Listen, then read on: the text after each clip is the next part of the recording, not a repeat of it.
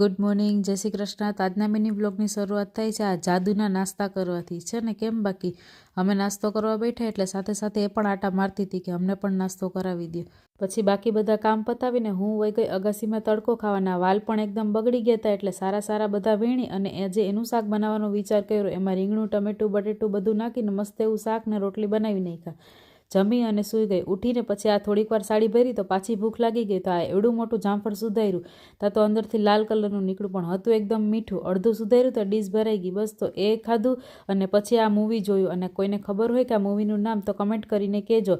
પછી તો આ કહે કે લાવો કાકી હું પણ સાડી ભરવા લાગું. તો છે ને એ પણ સાડી ભરતી હતી, લેતી હતી ક્યાંક અને ચોંટાડતી હતી ક્યાંક. પછી ઘડીક વાર એને રમાડીને એની સાથે મજા કરી. પછી તો રાતની રસોઈ કરી નાખી. એમાં ડુંગળીના ખારિયા, રોટલી, સંભારો ને એવું બધું બનાવી અને બસ જમી લીધું. પછી તો રાત્રે અડદિયા બનાવવા આપ્યા હતા, એ પણ આવી ગયા. તો આ જ હતો દિવસ. ચેનલમાં નવા હોય તો કરી દેજો લાઈક, શેર.